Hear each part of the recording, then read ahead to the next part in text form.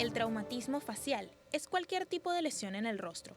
Suele dividirse en varias categorías que afectan los huesos de la cara, provocando moretones, abrasiones, exoriaciones y, en casos graves, fracturas de la mandíbula y el maxilar. Suelen ser el resultado de accidentes de tráfico, deportivos, laborales, violencia interpersonal o caídas, y todos ellos dependerán del patrón del incidente. Las señales más comunes son la falta de dientes, alteración de la sensibilidad del rostro, dificultad para respirar a través de la nariz debido a sangrado y problemas visuales causados por inflamación en la zona que rodea los ojos. Rara vez estos generan un peligro para la vida a no ser que estén asociados con otras partes del cuerpo, pero las repercusiones funcionales pueden ser severas y la interacción social se verá afectada si no se tratan adecuadamente. Seguimos con más de noticias Globovisión Salud y el día de hoy estaremos hablando sobre trauma facial, traumatismo facial. Justamente nos acompaña el doctor Alejandro Márquez, neurocirujano. Gracias por estar con nosotros, Gracias, bienvenido. Daniela, un placer compartir contigo. Gracias por estar con nosotros y bueno, siempre para fomentar la protección, el cuidado también en la vía y ser conscientes también como ciudadanos. Es así, sabes que el traumatismo craneofacial, sobre todo en los pacientes que van con moto, al igual que los otros politraumatismos, se constituye un problema de salud. Es bastante la incidencia, o sea, bastantes pacientes acuden todos los días a la emergencia de todos los hospitales. Posterior a un accidente en moto, ya sea choque moto-vehículo, choque moto-peatón, choque moto-moto o accidentes donde está la moto contra un objeto fijo.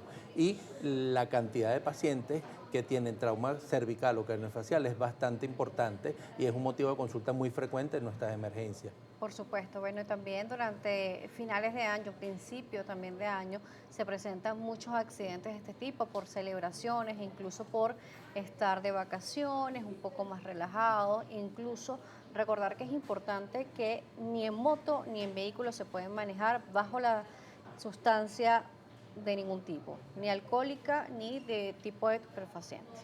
Sí, el porcentaje de pacientes, sobre todo que nos llegan en las noches, en la madrugada en los hospitales, bajo influencia del alcohol, o como dijiste tú perfectamente, de alguna sustancia psicotrópica, yo creo que constituye el 80-90%. Es raro cuando es un paciente que está en condiciones normales, vamos a decir, en pleno uso de sus facultades mentales, quien pues, puede tener un accidente, pero es realmente en proporción, es bastante pequeño. De igual manera también el día de hoy nos trae un casco integral y es porque es sumamente importante que se utilice es el casco integral y no esos cascos que parecen simplemente una taparita, ¿no? Sí, es muy importante porque como su nombre lo dice, el casco integral te va a proteger la cara y el cráneo.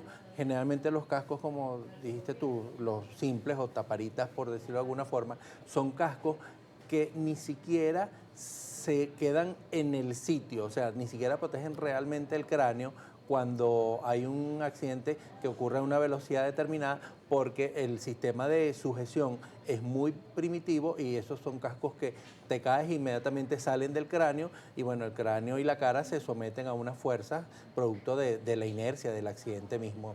Claro, velocidad, impacto también e Impacto. incluso el material del pavimento que es bastante fuerte. Sí, sí, sí. Por eso, como tú bien lo dijiste hace unos momentos, o lo dijeron en el intro, las escoriaciones, las abrasiones, los moretones, las fracturas, los desplazamientos, tanto que involucran a la cara como que involucran al cráneo y a las estructuras nerviosas, recordemos que los principales nervios que salen directamente del cerebro van todos hacia la cara, que son los llamados pares craneales, que inervan la expresión, la sensibilidad, la lengua, los sentidos, el sentido del olfato, o sea, es por eso que la implicación neurológica de los traumatismos faciales no solamente se refieren o se circunscriben a la fractura o el aumento de volumen, a la deformidad, sino al compromiso de las estructuras nerviosas que inervan las diferentes partes de la cara. Sí, esto es importante y por eso es que a veces dicen, bueno, pero el casco integral nos protege nada más el área externa. Pero ¿qué pasa cuando sufrimos un traumatismo directamente en la cabeza? A pesar de que por fuera no se vea de repente sangrado o de repente algún raspón o una cicatriz abierta. Sí, como vemos, los huesos de la cara y el cráneo son los que van a proteger a la estructura más noble que hay ahí en este complejo, que es el cerebro y los nervios que salen del cerebro. Generalmente, cuando el casco integral trata, como su nombre dice, integralmente protegerse, tener una barrera entre los componentes de la cara y los componentes del cráneo para que protejan el cerebro. Cuando hay un accidente, sobre todo los que involucran alta velocidad, podemos ver que el cerebro se puede desplazar dentro de la cavidad craneana, y en la parte de abajo, la base del cráneo, hay unas estructuras rugosas donde él se golpea y hacen los hematomas. En la cara está toda la parte aérea, que es como un segundo parachoque. El primero es la parte ósea y la segunda son los senos aéreos maxilares, frontales, etmoidales y nasales, que producen como un airbag, por decirlo de alguna forma, que también va a tratar de resguardar esas estructuras nobles que están por detrás, tanto del cráneo como de la cara, pues. Claro, una de las primeras acciones de cuando una persona tiene un traumatismo facial o craneofacial, cuando va en accidente, incluso los motorizados, que son los que sufren mucho más por estar mucho más expuestos, e incluso teniendo el casco integral, se pudiera presentar algún tipo de sangrado interno o alteración cerebrovascular en general. Por supuesto que sí. Estos generalmente vienen ligados a la velocidad o cuando hay velocidad con choques con objetos fijos. ¿Por qué? Porque la energía de ida y de vuelta es lo suficientemente importante. Hemos visto pacientes que rompen el casco integral y ellos están sometidos a unas pruebas para que resguarden en condiciones normales y que se salga un poco de la norma, pues lo que están destinados a resguardar, que es el cráneo y la cara. Pero a veces son tan fuertes que el mismo golpe de la cara con la estructura interna del cráneo, aunque no se rompa, puede hacer fracturas de tabique, fracturas de mandíbula o fracturas del maxilar. Y bueno, hay que ver en el momento que esto se produce, cómo vamos a atender a esas personas. Como se dijo en la introducción, qué es lo primordial una vez que tú atiendes o que ocurre el accidente y vas a prestar los primeros auxilios. Garantizar la vía aérea, fundamental. Que respire. Sí, que que esté respire, despejada. que esté despejada, que no haya sangramientos que ocluyan, que no haya edemas o partes blandas o óseas que nos perturben el funcionamiento de la vía aérea. Por supuesto, hacer una evaluación neurológica inicial, ver si el paciente está consciente o no, si responde, obedece órdenes.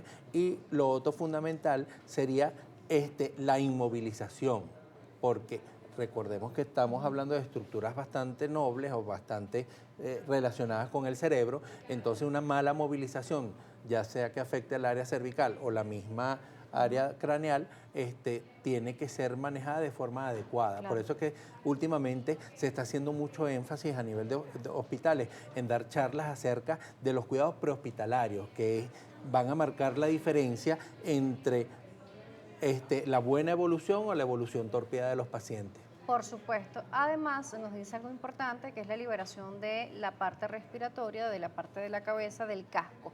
Pero si vemos a una persona o vamos con alguna persona que sufre directamente más el golpe, tenemos que quitarle a nosotros el casco. Sí, hay que dejar que ellos se quiten el casco. No, hay formas para hacer No lastimar más. este retiro, sí. Normalmente lo que se tiene que preservar es la alineación de la columna cervical con el cuerpo y bueno, tratar en la medida de retirarlo lo antes posible. ¿Por qué? Por lo que hicimos. O sea, el casco te está brindando una protección integral, pero en un momento pudiera ser considerado como una barrera para realmente ver el daño que esté sufriendo las estructuras posterior al accidente. Por supuesto, claro que sí. Además de esto, a veces se levantan y dicen, no, yo estoy bien, pero a veces se desploman rápidamente luego de eso. Entonces, el mecanismo también de levantarnos del pavimento en caso de que seamos nosotros los que suframos un accidente. No, lo recomendable es que se queden acostados y uno evaluar el nivel de conciencia. Esperar los paramédicos. Esperar que los lleguen. paramédicos. Si de repente ves alguna estructura sangrando, tratar de hacer compresión. Como te digo, fundamental la vía aérea, porque una vía aérea significa que cuando está permeable el oxígeno el cerebro va a seguirse oxigenando y vamos a evitar un daño neurológico a posterior. Pero tratar de no movilizar por el riesgo de lesiones asociadas. Hay una fractura y movilizamos más la fractura, hundimos la cara, hundimos el cráneo, o hay alguna lesión cervical, movemos la cervical y contusionamos la médula, y entonces ya eso empieza a ser el daño secundario por el mal manejo de la atención en primeros auxilios. Por supuesto, doctor. Vamos a irnos a una pausa, regreso, seguimos hablando más sobre el traumatismo craneofacial y además las soluciones que hay en caso de tener una afectación de la estructura interna del cerebro, ¿sí? Las redes sociales, @salud_gb, @Daniela J. Salas, el doctor Alejandro Márquez nos sigue acompañando, neurocirujano.